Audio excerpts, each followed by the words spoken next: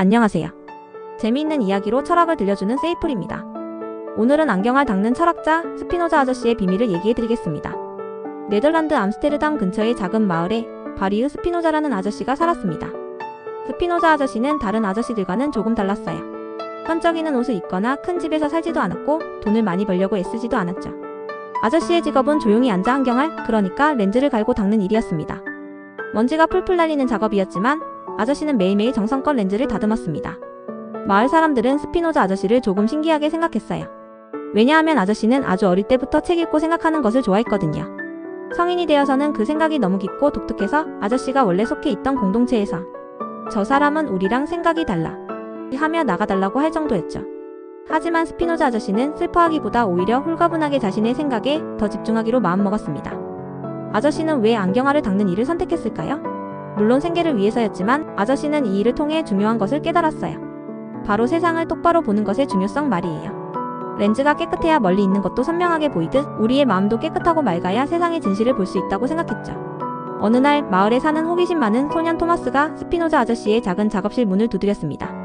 토마스는 요즘 마음이 복잡했어요. 친구가 자기가 아끼는 장난감을 망가뜨려 화가 났고 갖고 싶은 물건을 가질 수 없어 슬펐거든요. 아저씨, 저는 왜 이렇게 화나고 슬픈 감정이 마음대로 찾아오는 걸까요? 이 감정들을 없애고 싶어요.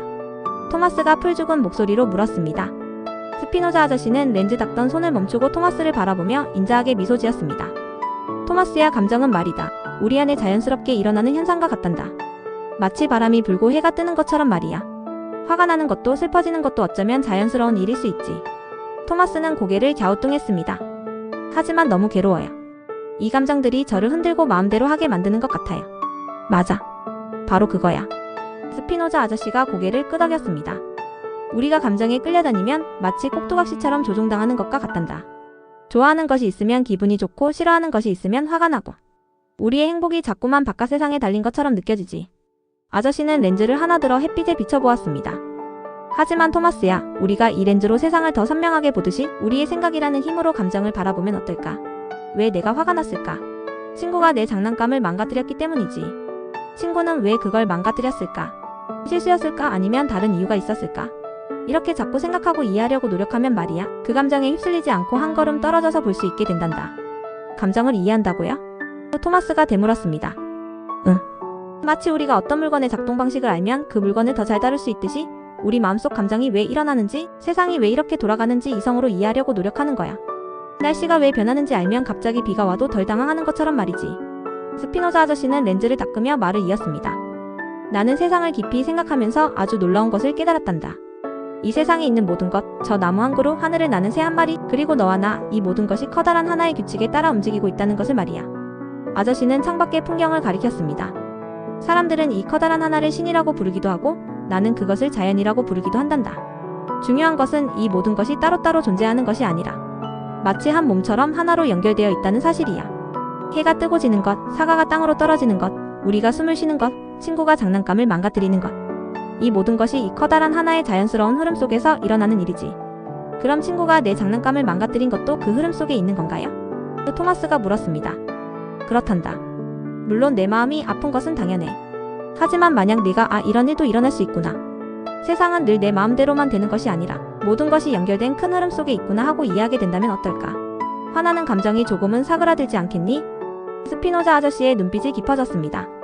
우리가 세상과 우리 자신을 이해하려고 노력할 때 우리는 더 이상 감정에 휘둘리지 않고 진정한 자유를 얻을 수 있단다. 그리고 이 세상을 이루는 신 혹은 자연의 거대한 질서와 아름다움을 이해하게 될 때 우리는 그 자연을 사랑하게 돼. 이것이 바로 내가 생각하는 가장 진정한 행복, 지적인 사랑이란다.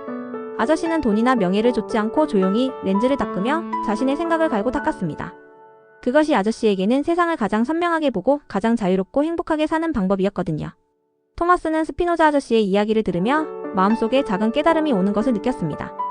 복잡했던 감정들이 마법처럼 사라지지는 않았지만 그 감정들을 조금 다른 눈으로 볼 수 있게 된 것 같았죠. 더 이상 감정의 꼭두각시가 아니라 그 감정을 관찰하고 이해하려는 마음이 생긴 거예요. 스피노자 아저씨는 토마스에게 잘 닦인 렌즈 하나를 보여주었습니다. 자, 이 렌즈처럼 내 마음도 늘 깨끗하게 닦으려고 노력하렴. 세상을 이해하고 너 자신을 이해하려고 할수록 너는 더 강해지고 더 행복해질 거란다. 토마스는 스피노자 아저씨에게 고맙다고 인사를 하고 작업실을 나왔습니다. 집으로 돌아가는 길, 토마스는 길가에 피어있는 작은 꽃을 예전과는 다른 눈으로 보았습니다. 이 작은 꽃도 세상의 커다란 흐름 속에 있구나. 스피노자 아저씨처럼 우리도 때로는 조용히 앉아 우리의 마음을 들여다보고 세상을 이해하려고 노력하는 시간이 필요할지도 모릅니다. 복잡한 세상 속에서 흔들리지 않고 자신만의 단단한 행복을 찾아가는 스피노자 아저씨의 지혜로운 이야기는 그렇게 토마스의 마음속에 오래도록 남았습니다. 안경을 닦는 철학자 스피노자 아저씨의 비밀 얘기를 다 듣고 좋았으면 구독, 좋아요, 알림 설정 부탁드려요. 다음에 또 재미있는 이야기로 만나요.